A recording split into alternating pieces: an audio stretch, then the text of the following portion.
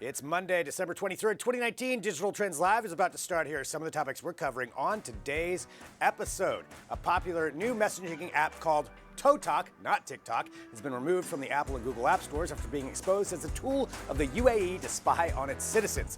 And we'll be joined by Jared Kessler, the founder and CEO of EasyKnock, a company that allows homeowners to sell their homes for cash, but also stay in them as renters. And Davin Matthews, our photography editor, will be here in studio to talk about the new Sigma FP, the smallest full-frame mirrorless camera that could be a game changer for YouTube.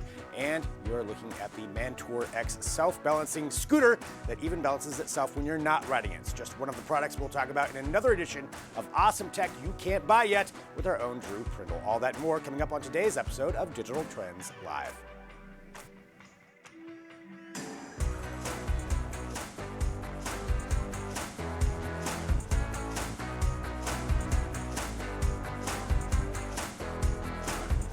And hello, everyone. Yes, indeed, we are live, and thank you for joining us. This is Digital Trends Live, our daily show here from Digital Trends, bringing you the trending tech topics of the day, news, interviews, headlines, discussions, and so much more. All while broadcasting live across a number of different platforms. We're on Periscope, Twitter, Twitch, Facebook, YouTube, LinkedIn, Dailymotion, Apple News, 2 different mobile apps, a smart television app, and at digitaltrends.com/live. So wherever you're finding us, you can join in the conversation. We do appreciate everybody who is doing that. It's a lot of fun. We have a lot to talk about today, so let's get this started. I'm Greg Nibbler, joined by Adrian Warner. Hello, Adrian. Hello, good morning. Have you ever thought about becoming like an announcer for auctions? I've thought about it. I also, if Micro Machines ever comes back with like those commercials, I would want to challenge that guy. Yeah. Yeah, I feel like I could have a chance. But, I think you could too. Yeah. I mean, you are Greg Nibbler. Yes. Come on, Annie, $500. Okay, anyway, let's get started. Hello, everyone.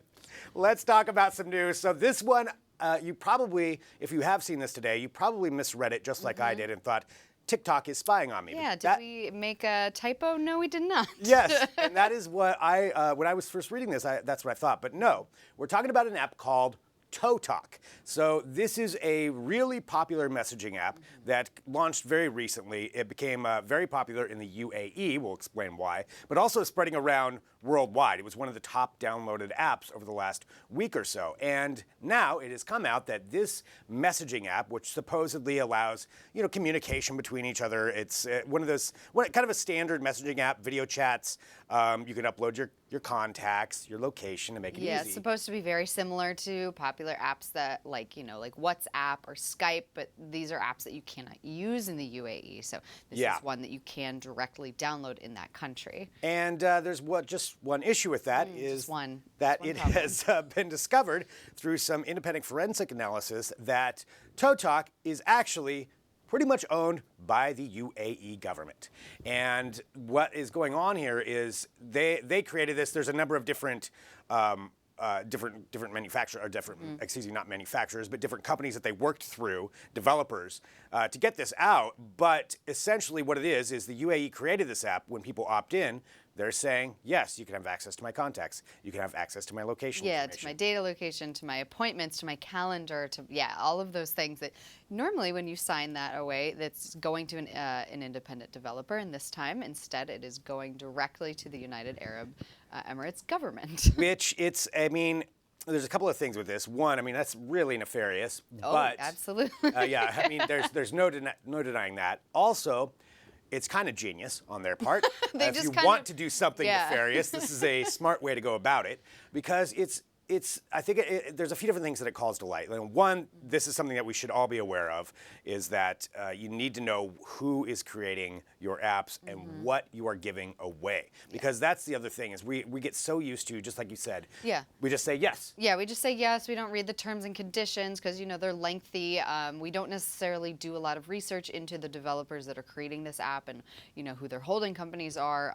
In this instance, the holding company behind ToTok is something called Breege Holding, which is potentially a front company associated with a company called Dark Matter, which is under FBI investigation. So, you need to do a little bit of digging if you're downloading something you've never heard of before or that is brand new. But that's also part of the problem. Really hard. Yeah, because it's really there's hard so to look many through apps out there. Yeah. And see, unless it's from a company that you already know, like it says Google or something like that, a company that's very well known.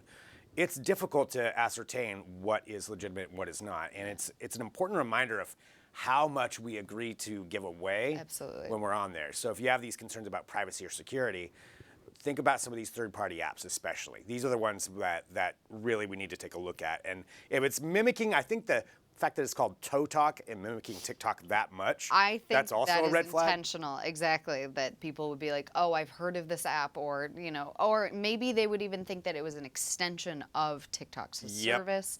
Yeah, there's a lot of red flags there, obviously, and it's kind of a signal that more and more governments that we've heard of spying on their citizens. This is kind of even bypassing like hacking or surveillance, but it is literally just going straight to people's phones themselves and saying, "Hey, we're gonna take all of your data and watch you." That's the thing. They really are. They're just giving them that app, and people are willingly signing in. Yeah, not hacking. It's not stealing anything because you're giving them that information. Again, this is in the UAE, but there's no reason that this couldn't be happening elsewhere as well. Absolutely. And it was, like you said, it was one of the top downloaded apps in the, the past 2 months.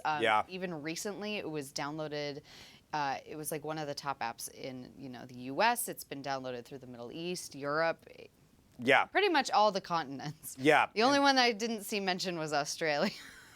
I'm sure somebody down there has it as well. But that's how fast these things can spread. Something goes viral. Everybody wants to download the newest app, start using it. But man, this one, this is a really interesting one. So I'm sure there'll be more information coming out. Of course, the UAE has declined to comment, at least as far as this broadcast. I'm expecting there'll be something that'll come out about that.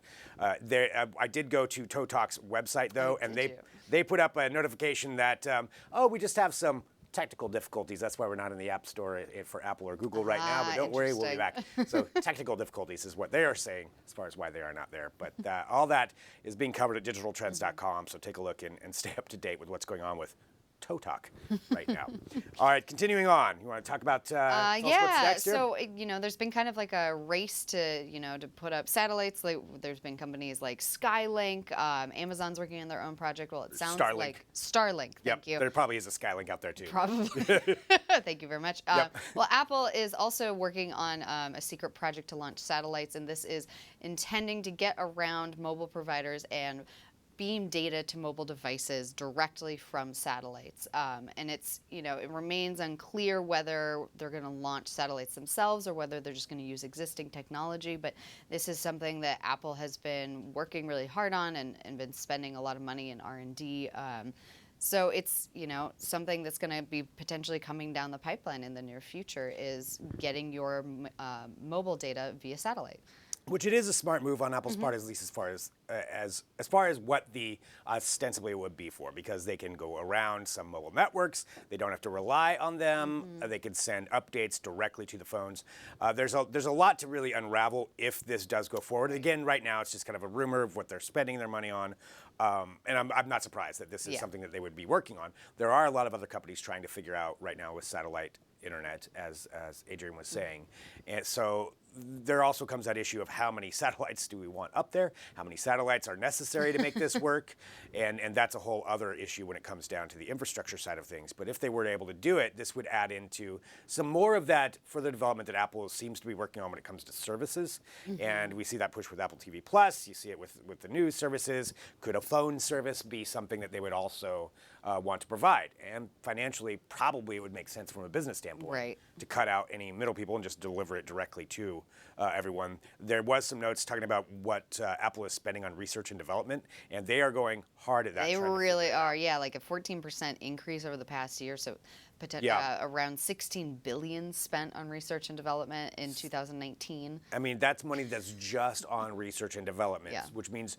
probably a lot of those projects will never even see the light of day, but $16 billion is what they've set aside for that. So they are pushing hard to start bringing you more things, whether it's services, products, but services definitely seems to be where they're aiming. And it seems like apparently, according to Bloomberg report, the goal is to deploy the results within the next 5 years. So that's a fairly aggressive timeline for something that is just now kind of coming out to the public a little bit. Like you said, rumored, but something that not surprising. Not surprising, exactly. Yeah, I mean that's a quick timeline. Although things are moving very fast.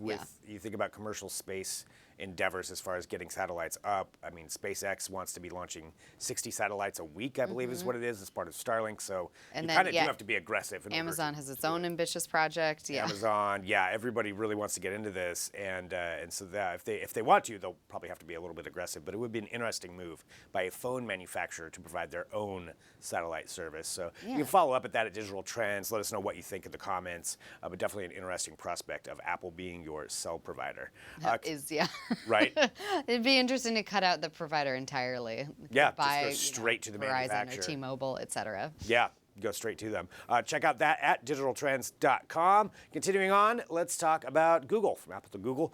Talking about Google Stadia, and their gaming service launched, well, just a little over a month ago, really, and it has not been receiving great reviews. And this is Google's cloud gaming service, where in theory you'd be able to game on pretty much any device, and that is true to an extent, but there's a lot of limitations right now, and the adoption rate has not been great with all those problems going on. Have you tried it out? I have not tried it out. No, I haven't either. And Yeah. it sounds like it's been kind of laden with a series of problems, and now they're putting out some, things to entice users, which is always kind of a little bit of a bad sign. Yeah, they added in a buddy pass where if somebody is subscribed, you can give somebody a pass for 3 months. But now they're also trying to beef up some of their games, because that's one of the ways that they could possibly get people to join is have their own standalone games. And so they just acquired Typhoon Studios, which is a big independent manufacturer. They haven't been around for a long time, but the resume of the people involved is really good. So they have a game coming out. It's called Journey to the Savage Planet, and this is going to be out on multiple platforms. I believe it's already out. I think it's out on January 28th. Oh, okay, gotcha. 2020. Yeah, it's when it. But there's probably some. But there's some reviews out there. Gotcha. Yeah, reviews are out right now. The game looks really incredible, and there's some different stuff that's come out with that. So it's expected that this will be a pretty solid independent game. Yeah, and like you said, the co-founders have a pretty impressive pedigree. They've worked on things like Batman: Arkham Knight. They've worked on the Sims 2 and Spore. So this is something that Google Stadia took a look at. Apparently, they were really impressed with how Typhoon Studios was going to launch their debut title. It only took them less than 3 years with a small team of only 26 people, and so Google was very impressed by that and wanted to take them on with them. Yeah, if you think about 26 people working on a game like this, and then compare that to something like Ubisoft or one of those teams where you have 200 to 300 people working on a single release for years and years, that is a pretty impressive release schedule. So if they can get in there, the thing is, the other thing to remember is it still took 3 years. So it's not like there's going to be a game just out tomorrow of, oh, here we go, we have our own Red Dead Redemption. That's not going to happen quick. So they do need to start snapping up probably some other independent manufacturers. And I think you're going to see that from a lot of people. I mean, PlayStation and Xbox have been doing it for years. But for Google to get in there, they really need a huge game right now to get people in the door. And I don't know what that's going to be, whether you just buy the rights to something. But having people develop internally would be one way to try to get around that. But I want to know what people think, too, when it comes to Google Stadia. Have you subscribed to it? Is it something you want to do? Again, in theory, cool. The execution has not been great. They've had some real issues. It's only been a month, so we'll just have to see, how it develops. I think people are just, not really wanting to switch platforms. A lot of people that are, gamers already have their setup going. Yeah, well, and that's certainly something to take a look at, so you can follow along at digitaltrends.com with that. Speaking of gaming, there are a lot of people who have switched the platform of Nintendo Switch, and Switch being one of the biggest selling gaming platforms, gaming consoles, if you want to call it a console, out there right now. But be forewarned for this holiday season, there are knockoffs. Now, this is true with everything. Right. There's always going to be a knockoff, but this is one that's just making its rounds right now online, and it's in Colombia, of all places, is where this was noted. And it is called, I want to make sure I get it right, the Namica Switch, and that's an actual picture of the product box that is out there and available. Not the Nintendo Switch Not the at actual all. Nintendo Switch, no. It does come preloaded with 800 games, and it is 800 games. I don't know which games these are. And you can connect it to your TV or play it remotely. Has 2 detachable game controllers on either side, and that's about where the similarities end. So the 800 preloaded games are They're NES games. They're all Are basically they? the ones Okay. that are downloaded online that you can download anywhere. I mean, not that I would ever recommend doing that if they're Definitely not never. legally licensed, but look, they're everywhere. And so somebody just downloaded all of them, put them on here, and then created, yes, the Namica Switch. It is available. They said I think it's like $50, so you're gonna save a lot. Honestly, right there. I bet this thing is going to kind of sell like hotcakes now. Like, Oh, I that think people are people gonna are wanna going to get be like actually want it, and it'll be kind of a gimmick. I don't think people will use it long term. But No. Well, I want to it's a see this compared to like Soldier Boy's system. Remember Soldier Boy put out yes, his own I system do too? remember that. I don't remember Yeah, many Soldier Boy details versus the about Namica it. Switch. Oh, it was basically the same thing. Yeah. It was just a complete ripoff that with pre-downloaded games that you could get. So that would be another good competition right there. So the Namica Switch, just be aware. Yeah, be forewarned if you're ordering a Nintendo Switch online and it looks a little too good to be true price-wise, it may be the Namica Switch. I appreciate that they just didn't even really I do try. too. They're like, just it like- rhymed, just swap a letter out. Yeah, It's fine. Nobody will know the difference. All right. Well, you take a look at that at digitaltrends.com. Here's what's coming up next, though. We're broadcasting live. We've got lots of great interviews coming up, a lot of content to talk about, but we're going to take a break and come back and talk about what you're talking about. We're gonna have another segment of Read 'em and Weep, where we take a look at some of the trending topics on the internet, what people are talking about. We read the comments live here on the show and respond to them. We want to see your comments. We want to see your responses, so drop those in whatever platform you are on. We'll be back here in a minute with more Digital Trends Live.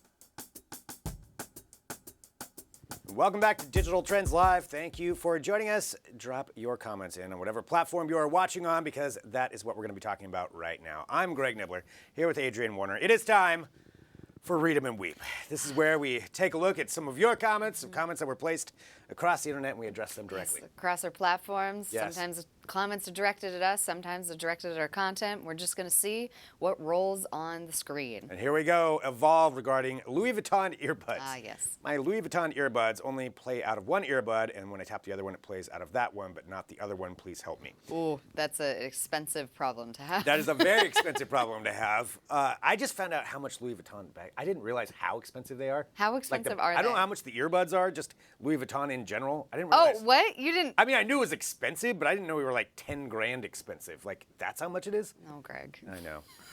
Clearly, I don't own any Louis Vuitton bags. Well, It's okay. You can get some knockoffs on Canal Street. exactly.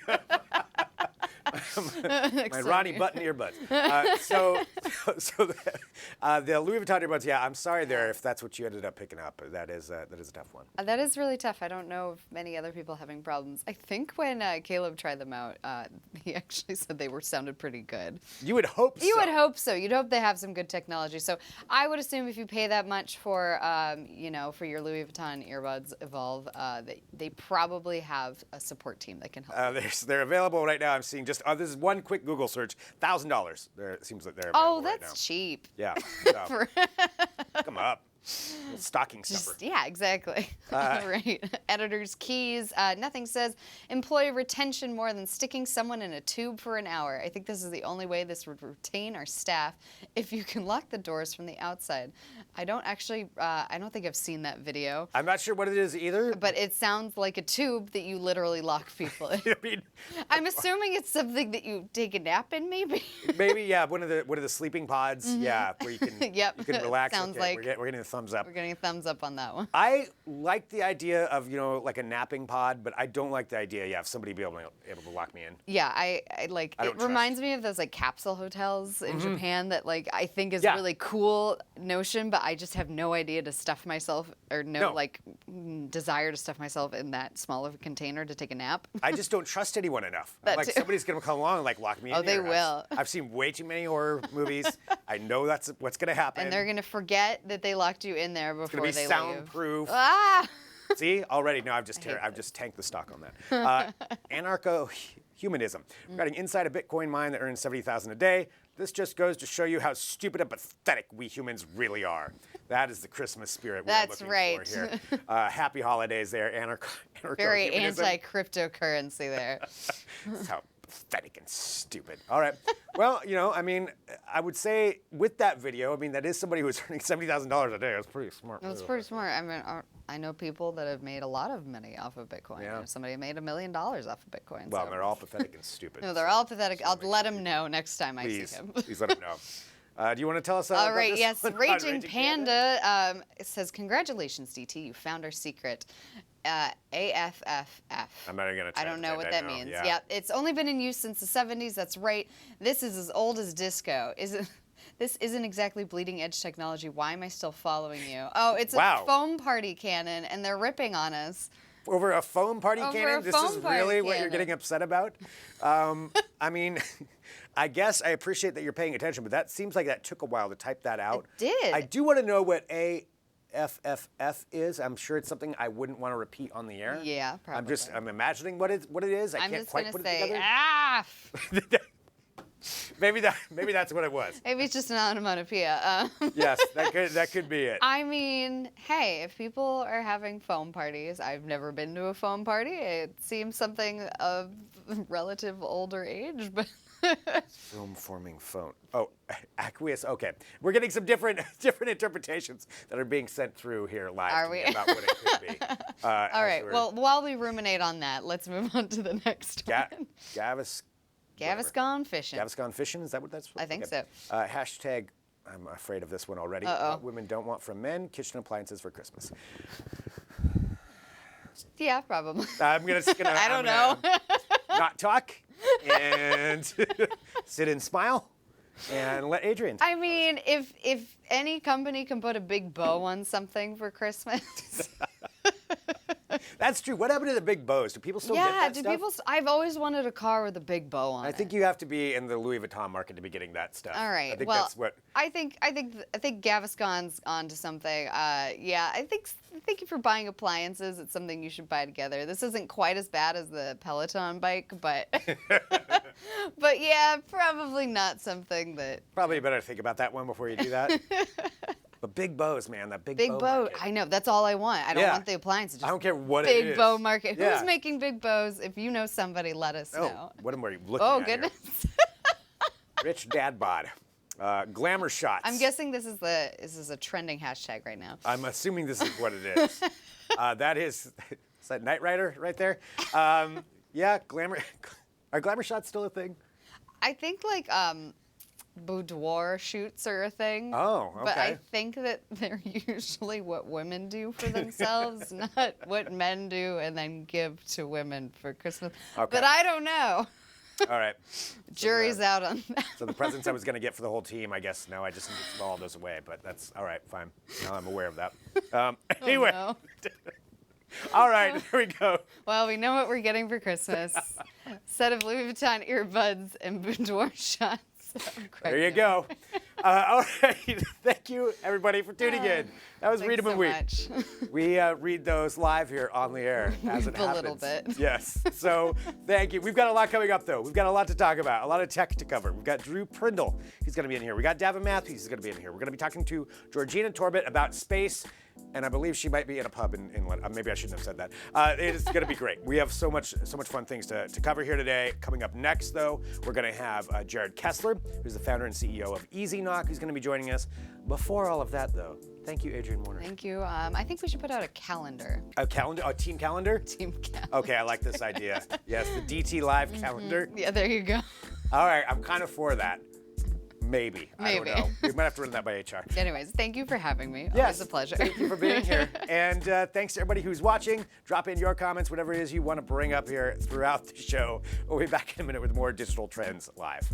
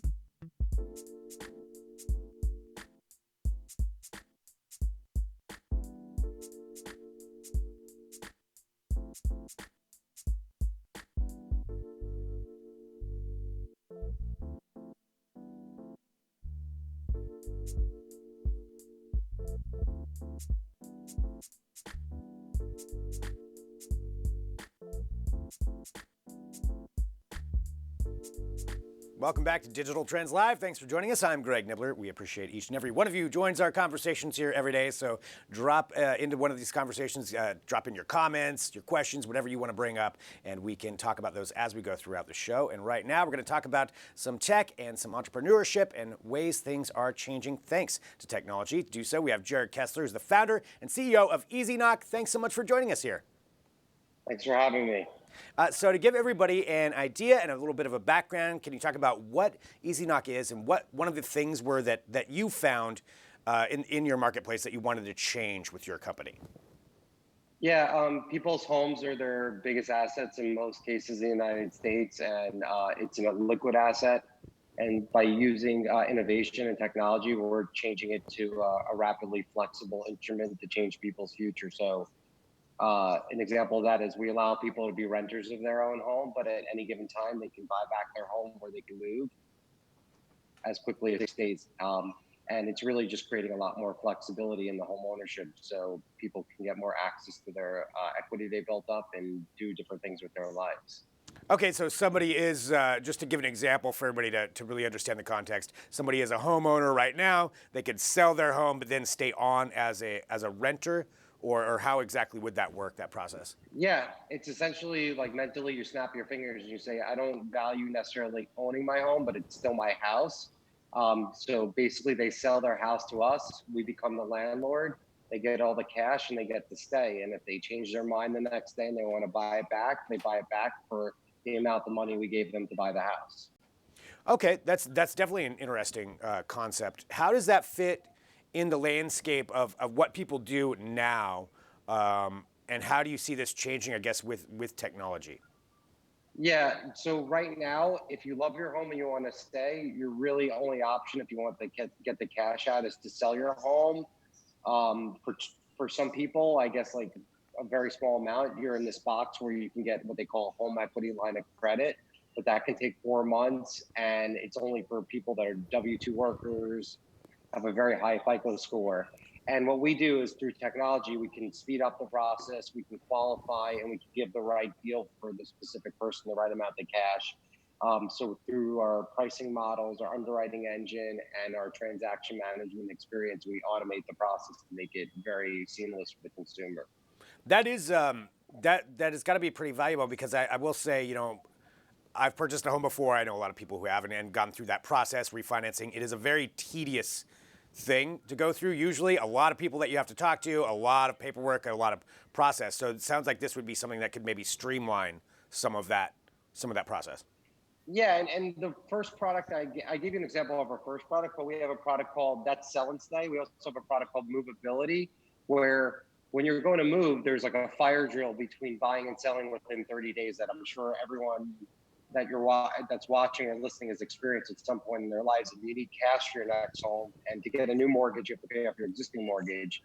So we do a shorter term version of Sell and Stay with Movability. And because we're not a lender and we're buying the home, we have a lot more flexibility in who we can help. So yeah, our company is really trying to create multiple products to create more flexibility for consumers. To give some more overall context, how is the real estate market right now, and how do you see things changing during this year? It's interesting. So you get a lot of states like California and New York, where like in New York, where I'm from, 3,000 people are leaving a week now. So you see that market going down, and that's due to higher taxes. And then you get states like Texas, Georgia, and Florida, where it's cheaper to live and people are moving, and you're seeing huge appreciation in homes. So it depends on where you are in the country, but for the most part, the market's, I think, still very robust and strong. And that's going to continue as long as the economy is strong and jobs keep increasing. How do you feel as far as the, giving an idea, like kind of looking out here when it comes to technology and its influence on changing things? We see it with all kinds of industries. Everything's changing, everything's updating, utilizing massive amounts of data, streamlining processes. How do you see the real estate market changing in the next, say, 2 to 3 years with different utilizations of technology? I think you're going to see more flexibility. So whether it's, usually it's very black and white. Like an example in our company is you're a homeowner or you're selling your home. I think through being able to have more data and more streamlined processes and disintermediation of of different process like title companies or appraisers, it's just going to get easier, and the ecosystem is going to get a lot better because all those processes are becoming more automated and innovative. So that's interesting, seeing how it could be a lot easier, yeah, for people as it goes forward. Well, what would you want to let people know right now? Somebody out there who's looking to purchase right now or would want to go through EasyKnock, what recommendations would you have for them? Yeah, I would say to them that if you love your home and you want to stay in your home, and you either want to consolidate your debt because you're using credit cards or stuff that are much higher effective APRs, you don't have to sell your house. There are options out there like EasyKnock. If you're stuck because you have a liquidity trap because you can't buy the next house till you sell, that's another aspect of EasyKnock where you can use our bridge product. So I would just encourage people to research what's out there and understand that we understand that the home is one of the most valued things for people. It's where you send your kids off to prom, where the first time you take your children home, and there's an emotional connection to that. And it's also a huge financial connection as well too. And you don't have, it's not just the decision to sell your home. There's opportunities in between. So I would encourage people to go to EasyKnock or other companies like ourselves and research it. Nice. Well, and again, just to direct people to the right place, would it be easyknock.com or where would you want to send them? Yeah, it would be easyknock.com. Just go to our website. You can see if you qualify. We have a very easy qualification process. You can speak to a sales representative if you prefer to talk to a human being. I think selling your home, a lot of people do, so we understand that, and we try to make it as simple and as seamless as possible because our customers always come first. Well, Jared, thank you so much for joining us here on Digital Trends Live to talk about your platform, your company that you built. It's definitely an interesting look inside that world, and thanks for being here on the show today. I really appreciate that, guys, and I wish you all a happy holiday. Same to you. Take care. All right, so definitely an interesting look at how the real estate market is changing in different ways that, we're seeing processes streamlined, and that's because of technology, because of the changing ways that people want to interact and want to purchase homes. So that's one aspect here today. So big thank you to them for joining us. We have a lot to cover, though, on the show. We've got Drew Perindo is going to join us for Awesome Tech You Can't Buy Yet. That's coming up in just a little bit. Before that, though, we've got Davin Matthews to talk about the newest camera that he is so excited about, and reading his words, he said it could be a game changer for those creators on YouTube. So that's another aspect that we're going to be discussing here next, and we're broadcasting live. We're on a number of different platforms. Hello to Jack, who's joining us on YouTube. Jack, that proves we are live. So wherever you are, joining the conversations, back here in a minute with more Digital Trends Live.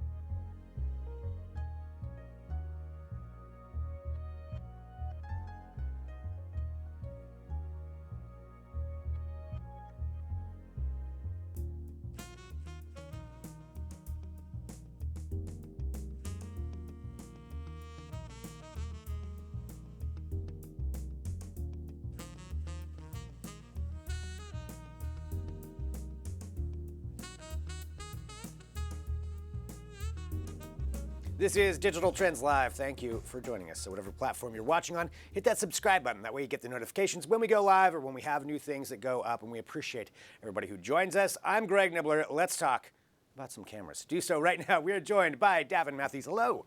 Hey. I got to say, you are looking very dapper. I love the color scheme that you've yes, selected. Thank you. And it's clearly it's going to be rough for everybody at home. I mean, just taking a look here at this, it's how do you tell us apart? All right, let's talk about cameras. So you have here with you something that I know that you're pretty excited about. Yeah, and I do want to say off the bat, this is not a camera for everyone. Okay. And it's very interesting for a few reasons, but there's also some pretty big red flags primarily for still photographers, which of course is how I generally review a camera. Right, what you think of, yeah. But this one is kind of a bit more video oriented. So what we have here is the Sigma FP, and this is it's not just a whole new kind of camera for Sigma, who is mostly known for their lenses, like this guy here. Right. But they have made cameras for a long time. They've always been these very sort of niche, almost side projects. And this is the first one that's starting to get a little more mainstream. Emphasis on a little bit more. Okay. But what this does is it's the world's smallest, lightest full frame camera. So that means you have a 35 millimeter sensor. Same as what you might find in a Sony A7 series, which of course is very popular. This also uses the Leica L mount, which is shared between Leica, Panasonic, and now Sigma. So you have a lot of, 3 major companies building lenses for the same system. That's really great. That's a big partnership to start off with. So it is, both of these lenses, they're very different in size, but they're the same mount. They'll both work on this camera. Okay. Obviously, it's a little more balanced with this one. Right. But the big thing here is this camera can shoot raw video, which is very impressive in any small camera. This is by far the smallest camera I've seen that can do raw video. They have an external heat sink here, or at least it's internal, but it goes all the way to the outside of the camera body to vent heat so that it won't overheat during long video shoots. Yeah, because that's a lot of processing in a tiny camera. It's a huge amount of processing. Yeah, so really it generates a lot of heat, and they figured out how to dissipate that heat even in such a small size, which is very impressive. And I think for a lot of your sort of mid to high-end YouTube channels, like something like this is amazing because you're going to get the same kind of raw image quality that you might get from a dedicated cinema camera, but it's a fraction of the cost. This is under $2,000 for the camera body. It's $1,899, which is right around there with any entry-level full-frame camera. But there are some downsides. It's not great for something like vlogging. It doesn't have stabilization. It doesn't have a great autofocus system. So it's kind of a more serious upper tier camera in that you need a camera operator actually operating it to make sure you're getting the most out of it. So this isn't something so it's not the one-person crew. Yeah, it's not so great for that. But I think even for those people, for like B-roll, putting it on a gimbal, putting it on a drone, you can get amazing drone footage with this. So there's a lot of possibility there. The big downside is for the still photographer. There's just a lot of sort of the niceties and features that make cameras easy today just aren't here. So again, the autofocus, it's not very fast. There's no stabilization. There's no viewfinder built into it. Really? That seems like so it's just a screen. Okay. And again, all of this is about getting it as small as possible. Yeah. So I can understand. The one thing, however, they took out that I just is kind of a deal breaker for me personally is there's no mechanical shutter. And when you don't have a mechanical shutter, a physical curtain that closes in front of the sensor to take your picture, what happens is you get some different artifacts and effects from the electronic shutter. So sensors read one line at a time. Yeah. And so if you have any motion in the frame or if you're trying to do a panning shot, it's going to be distorted. It also means if you're shooting under any type of flickering light, so a lot of times indoors with either fluorescence or LED bulbs, which are super popular now, if they're not specific photographic quality LEDs, they flicker. And we don't notice it with our eyes. Right. But the sensor will notice it, and you'll get some banding patterns because the light isn't even. The sensor's, as it's exposing, is getting a different amount of light on each line. That seems like it'd be kind of a big issue. It's a big issue, yeah. So for still photographers, this really isn't there yet. I will say though, outdoors sunlight, any type of good constant light, image quality is very good. And Sigma's lenses are among the best in the business. So yeah, you can absolutely get great images out of this, but it's not going to be as easy as pretty much any $2,000 full-frame camera that's out there. So that's the downside. But it's a first-gen product. It's very experimental. I'm really excited to see where they take it from here. I'm curious, just on your opinion, for this style of camera, because you mentioned that it's the smallest one. Is that important? It was smaller, something that people wanted, or is this more just, hey, we can do it, so we just did it? I think part of it is, hey, we can do it, and it is very impressive. I mean, a camera shooting raw video, uninterrupted, that can handle that is amazing. I think that yes and no in terms of its applications. I think they in the video we were showing their sizzle reel for it. They have all these different rig configurations. And a lot of those people doing that don't mind if the camera's a bit bigger because they're going to build it out to be really big anyway. Yeah. But one of the things that is a benefit of having it small is that you can go the other way when you don't need all that equipment. If you want to be able to just use one camera as your big tripod camera, but also your drone camera, or mount it to a car, that's something that this can do really well. So it can scale to meet all those different needs. And that's something that really no other camera with this type of video capabilities can do right now. So it is pretty exciting if you're the right person for it. If you were that specific market that would work, this would be a great camera for it. Otherwise, as you said, there's definitely some issues. But I love it that when companies are trying to innovate, though. Exactly, and that's the thing. Right now, it's we have now 6 different companies making full-frame mirrorless cameras, and a lot of them just feel like more of the same. This is by far the most interesting camera I've gotten to play with this year, so that's pretty neat. I applaud Sigma for always being willing to strike out on its own path. Do you think other companies will follow suit with something like this? It's hard to say. We are seeing more companies do raw video. Nikon recently announced a firmware update so their Z cameras can now do raw video, but they can't do it internally. So you have to use an external recorder with theirs because they can't manage the heat. Panasonic does have a much more expensive mirrorless camera, the S1H, that can shoot raw video. It's a lot bigger because, again, the heat management issue. You got to anticipate that somehow. But it is something we're seeing more and more cameras moving into this high-end video space, because I think a lot of YouTubers now are wondering, how can I stand out with better image quality? Yep, for sure. So that's the thing. Working with raw video is not easy, but it looks great.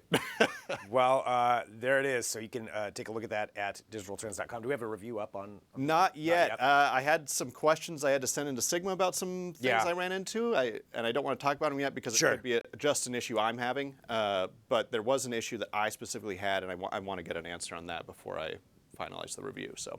All right. Well, that will be up at some point once we get the right answers. But there it is. And Davin, thank you for bringing this in. It's always fun seeing these cutting edge things that are happening in photography, and that is definitely cutting edge. And as you said, depends on the market. Depends on what you're looking for, but always fun to look at it. And that's part of the things that we get to do here at Digital Trends Live is take a look at stuff like that. And we've got more coming up. So next, we're going to talk about a decade in space. We've got a lot of really great kind of wrap-ups of the last decade in technology at Digital Trends. And up next, we're going to talk about some of the biggest achievements in space. We have Georgina Torben who's going to join us on location to talk about this. So that's coming up next. Stick around back here in a minute with more Digital Trends Live.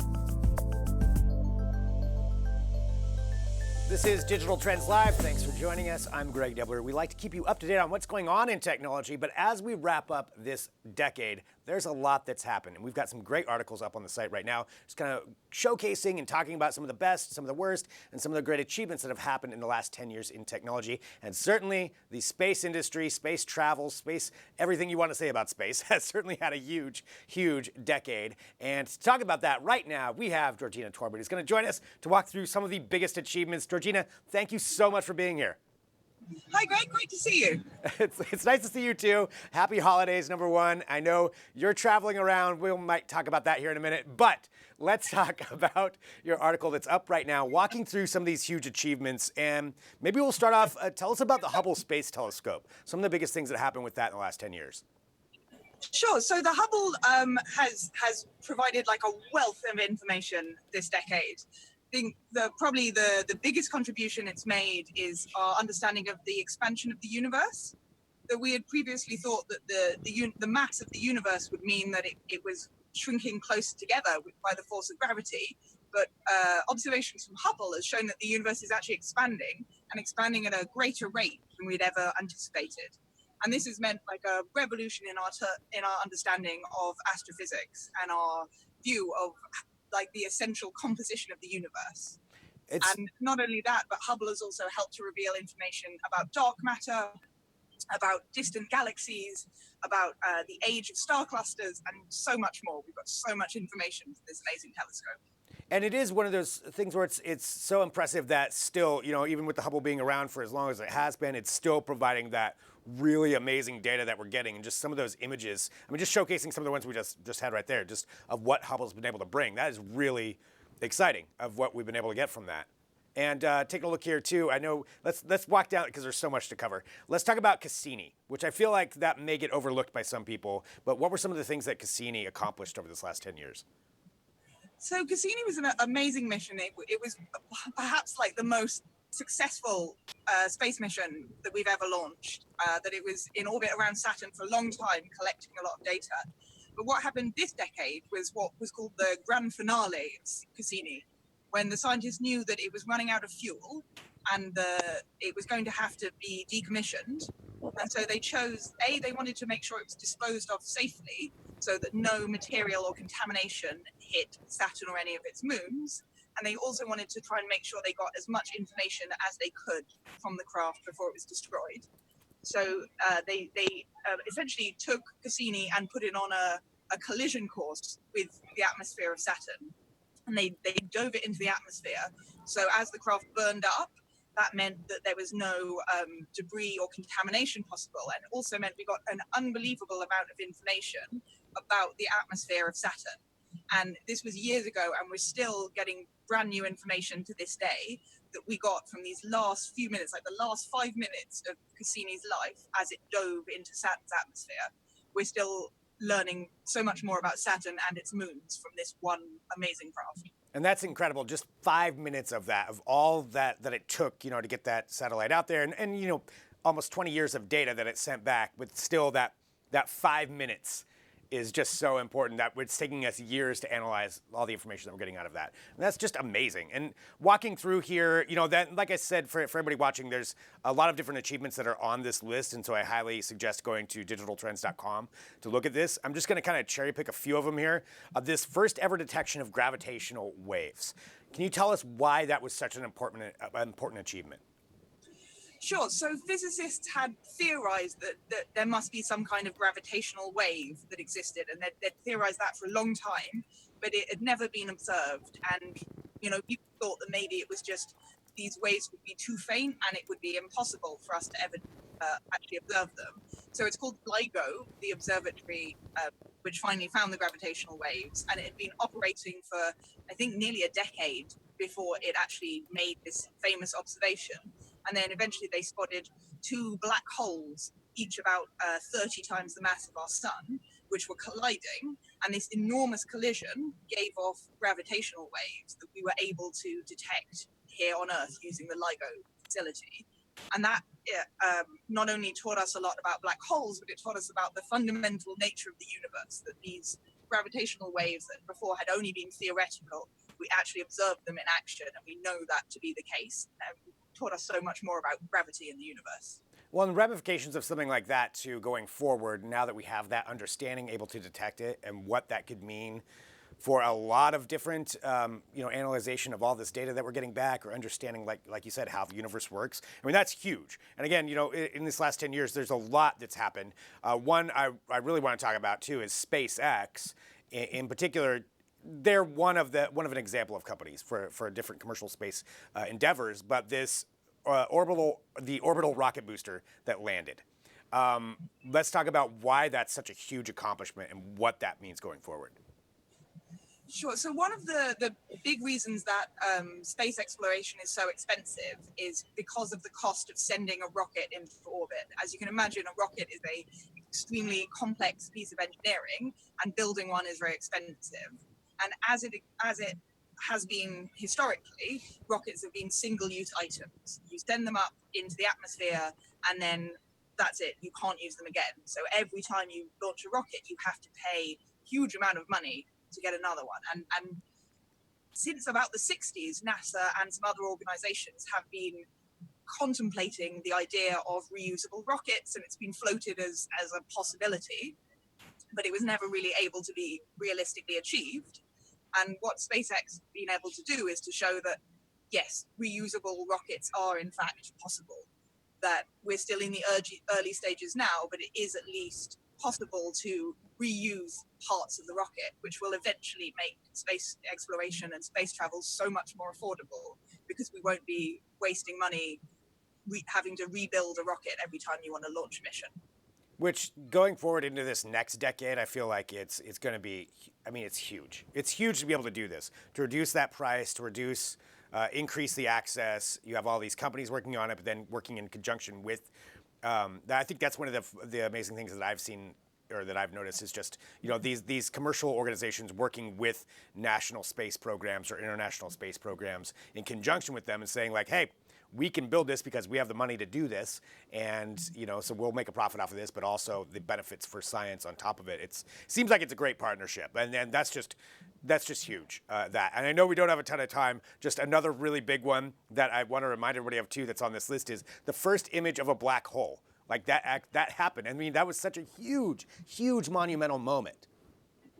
Yeah, that was incredible, because that's something that has been thought for years to be just not only practically but conceptually impossible. That because black holes absorb everything that comes to them, including light, people thought that it was just impossible to image one. And what was amazing about this project was that it was a truly international collaboration, using telescopes all across the planet to turn the entire Earth into essentially a massive array, and using these many different radio telescopes, data collected from all of them together, was able to actually image the event horizon of the black hole, and to collect this truly remarkable image that really is one of a kind. Yeah, I mean, that image is gonna, that's one of those things that stands the test of time. Also a testament, like you mentioned, of all of these organizations working together, because that's what it took. I think it was, I can't remember exactly how many, 12, something like that, but all these different telescopic arrays working together to make that happen. Years and years of planning for that. I mean, that's a huge just achievement for all, for everything having to do with space. Yeah, it was an amazing cooperation, taking existing telescopes, retrofitting them with the equipment that they needed for this particular project.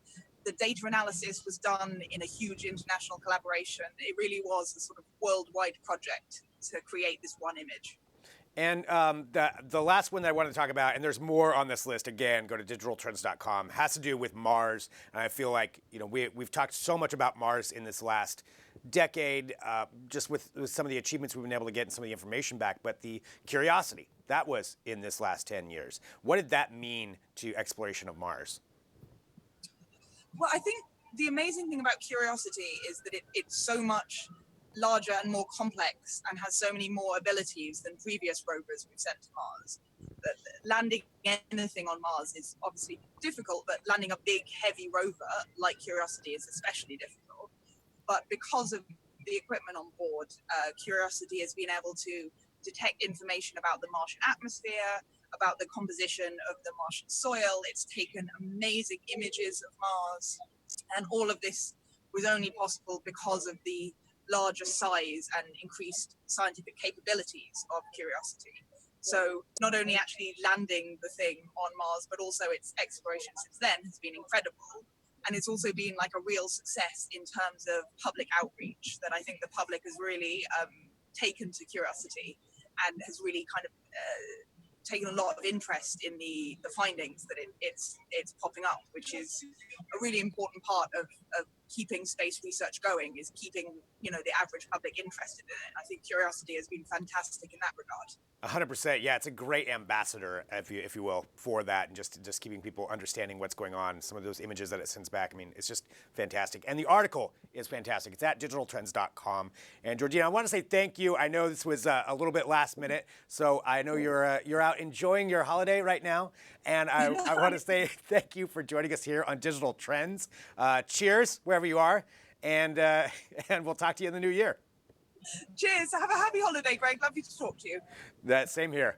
All right, that is great. So huge thank you to Georgina for joining us and to talk about that and talk about her article. Again, digitaltrends.com.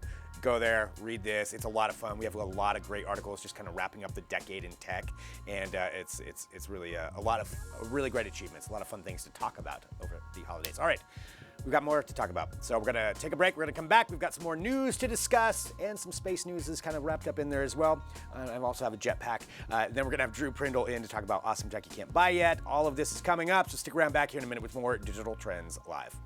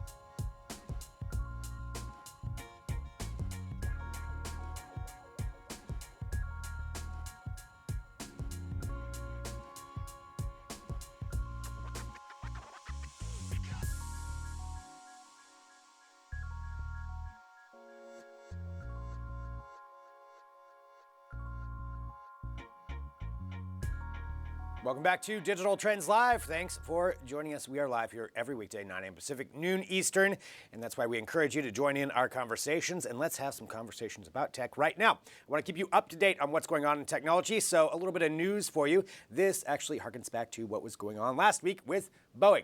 So Boeing, with their launch, we talk about commercial space travel a lot, and Boeing is certainly one of the companies in the running for that, and they have their Starliner craft, which eventually the goal is for this to send astronauts both to the International Space Station and for commercial tourism. So they want to be involved in both of those things, with along the lines of SpaceX being reusable rocket parts and different aspects of their spaceship.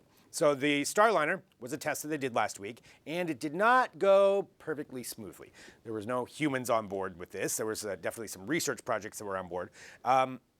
What happened is when they were launching, you have to have it really specific. You have to fire these boosters at really specific times in order to get into the right orbit. And it was supposed to hook up with the International Space Station, I believe Saturday or later on Friday after it launched.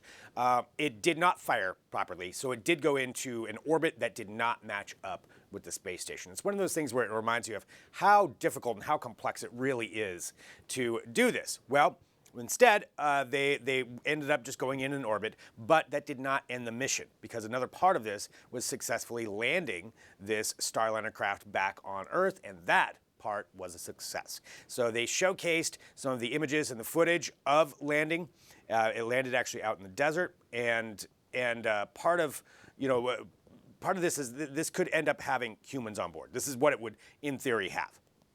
Not even in theory. That's what they're going for, is to have humans on board this. So the Starliner craft successfully landed. It made a 250-kilometer circular orbit, and then they chose not. They said that they could have tried to get back to the International Space Station, but with limited fuel, the chances of success were pretty minimal, so they did end up just bringing it back down, but that part was great. They did even say during the initial launch, when there was the mishap, that there would have been no danger to any crew on board. It just meant that the mission wasn't going to go according to plan. So everything came back down.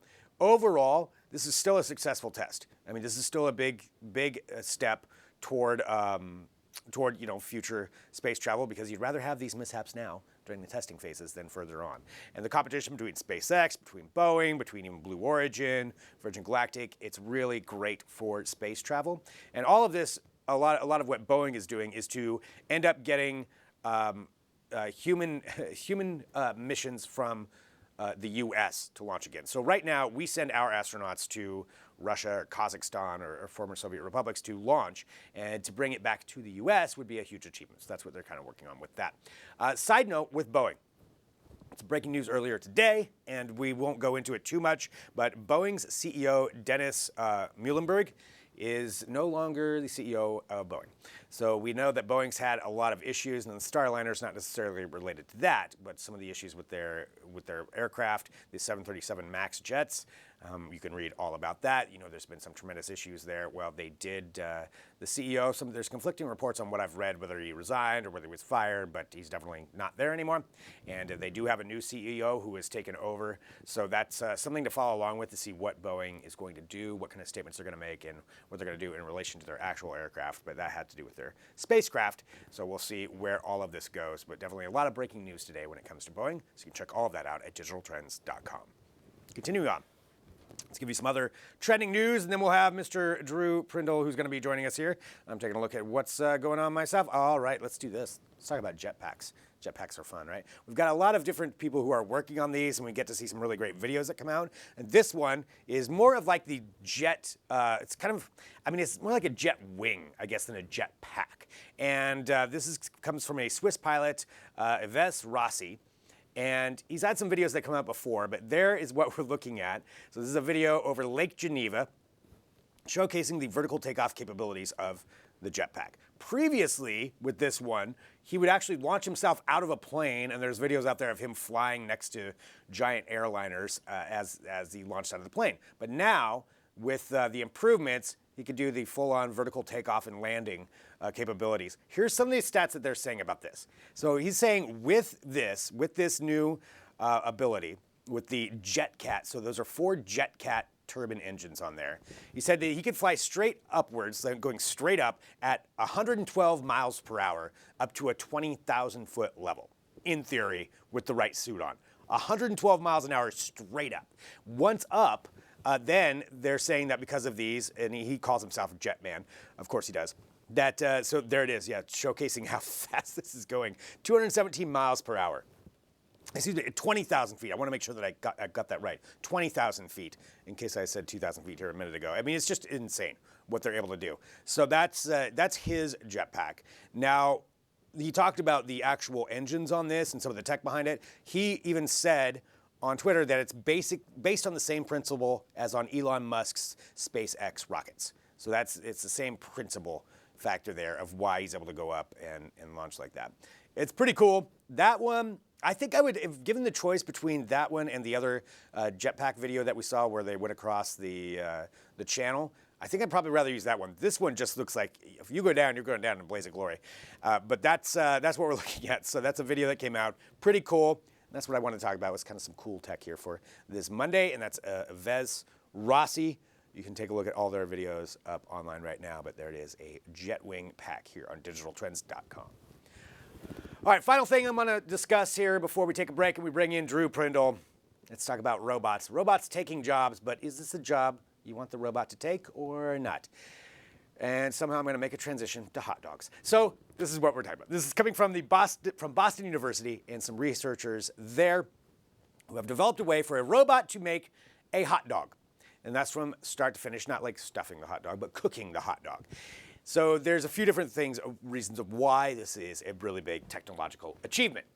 they showcase some videos detailing how this is actually ends up getting cooked, and the hot dog the hot dog itself is the way that they're talking about with the robotics. You've got some robotic arms, and essentially they've got a burner, or like one of those things that you see at like a convenience store where it's cooking the hot dog. The robot grabs the hot dog with its robotic arms, places it in the bun securely, even puts ketchup on it, and that is showcasing some of the dexterity aspects of how this robotics can work. So that's something that's pretty amazing when you think about it when they give it a little bit more context. So you have to think about not crushing the hot dog, not crushing the bun. There we go. There's taking a look there at the robotic arm as it picks up it's going through. They've got to think about how it's not going to jam its fingers through the burner. It's slightly picking up the hot dog there to place it on the burner, and then ends up taking it off, putting it on the bun, putting ketchup on it, and you have yourself a perfect hot dog. And what they're really trying to emphasize is just the levels of how this hot dog has to learn, how this robot has to learn. They said they had to put in some different traits ahead of time. A lot of AI, when it learns, they just let it go and learn on its own. They put in some specific ramifications on that, so not to do the same thing twice.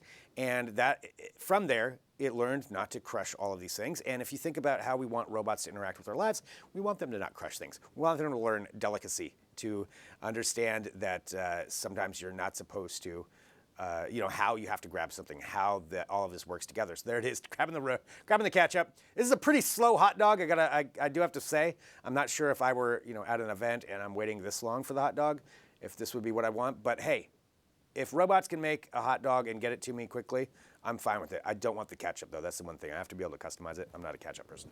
But that is what we're looking at. That is Boston University and some of their a study that came out about a hot dog making robot. That's it for this news section here for Digital Trends. Let's take a break. We've got Drew Prindle coming in. We're going to talk about some awesome tech you can't buy yet. So stick around. Back here in a minute with more Digital Trends Live.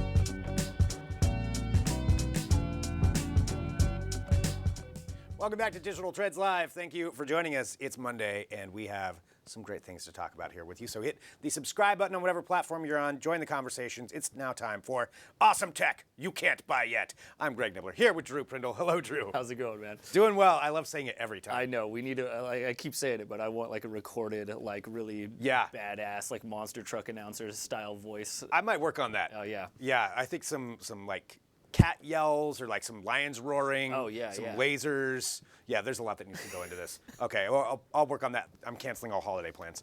All right, let's talk about Awesome Tech You Can't Buy Yet. So this is where Drew takes a look around the internet for some amazing crowd-funded campaigns that are out there, and we talk about some of them. This is a whole series at digitaltrends.com. But what three do you want to talk about today? I'm thinking we start with the scooter, just because it's so like The Mantour X? It's called the Mantour X, The Mantour X. which seems to fit the name of the show very well. It really does. Like, yeah. it's an easy transition. But this thing is simultaneously a great idea, and it's just so ridiculous because the name makes it seem like they're overcompensating for the fact that you're riding a scooter.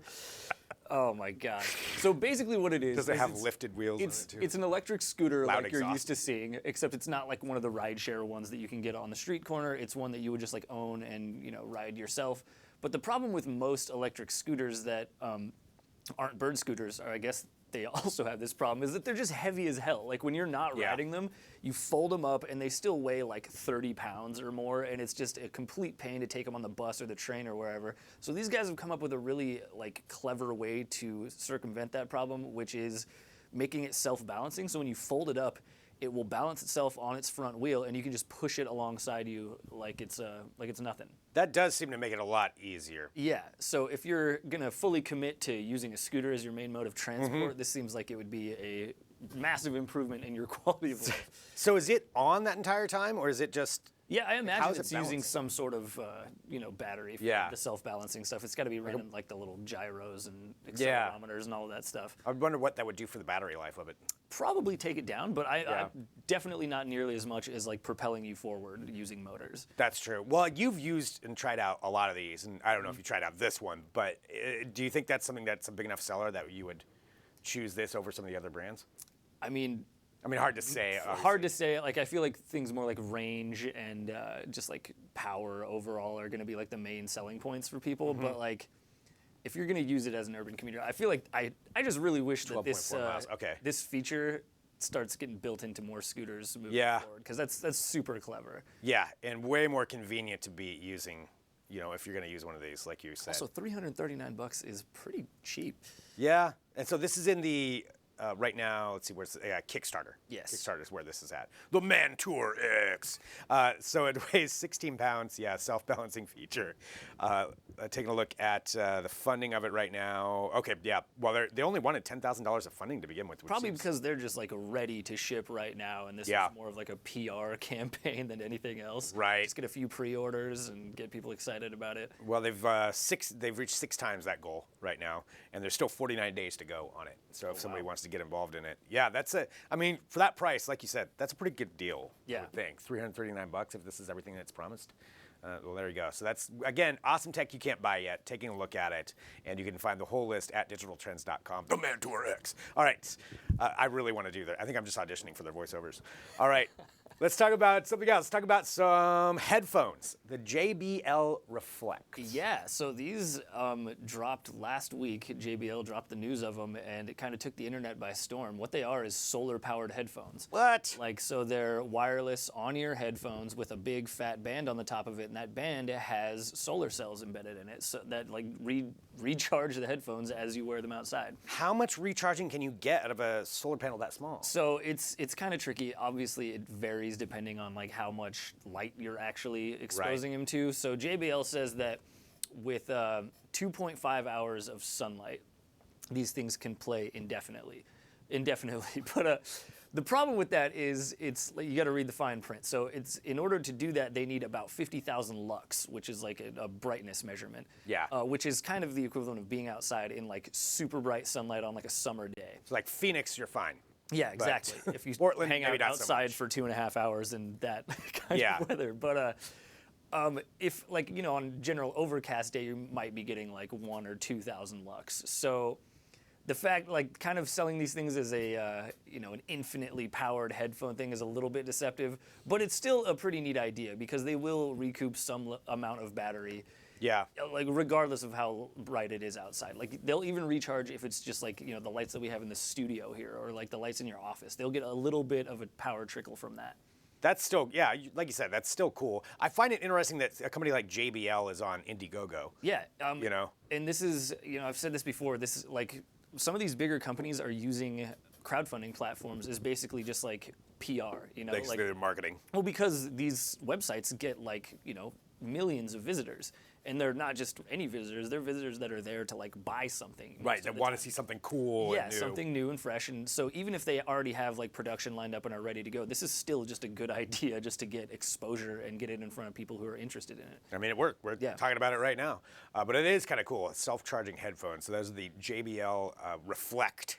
And that is at Indiegogo right now, but we've got it at digitaltrends.com. You can take a look at that one. All right, let's go to our final project.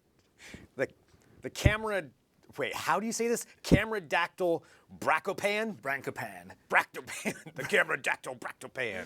All right, what are we talking about here? What is this? This is kind of a weird, like, indie one. Like, it's definitely not made Like from, like, a big terrible company. spin-off of the Autobots or something. So Cameradactyl is this company that was started by this guy, I think his name's Brian Moses.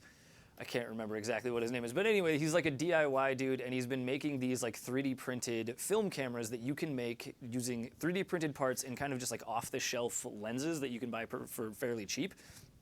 And for a while, he kind of had this like online boutique store where you could buy them directly from him. Okay. And you know, they cost like a couple $100 or more, depending on the model. And he made a bunch of these different models. But now he's spending too much of his time making 3D printed cameras. Because he's got to print every individual piece and everything. So instead of making another 3D printed camera that he's going to sell outright, he thought, I'll sell the STL files so that people can print them at home and kind of build them on their own.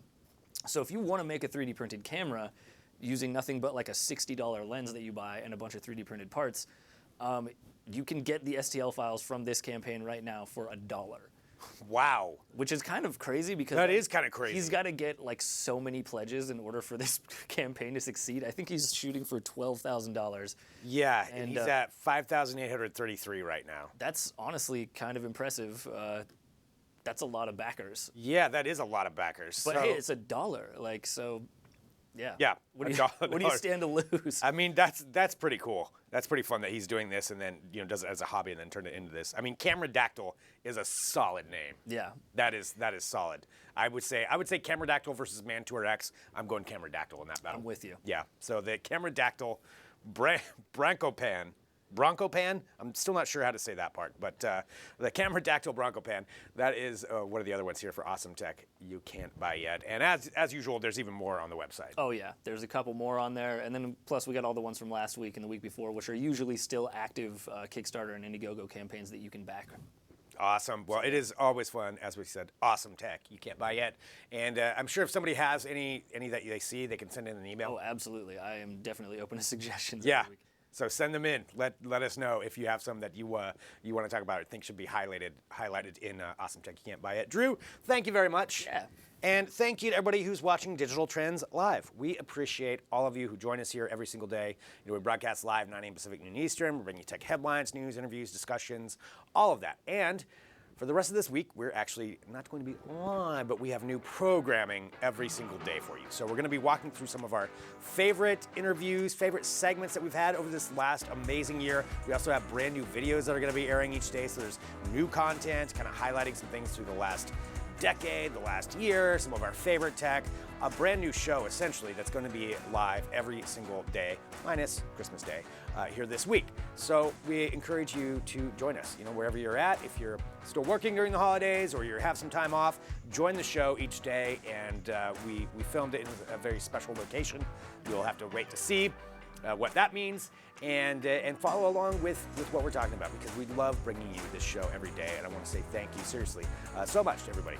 And we have lots coming up in this next year, but we'll be back live a week from today. But like I said, still new shows all this week, and yeah, so have a great holiday, whatever it is that you're doing, and we will talk to you back here soon with more Digital Trends.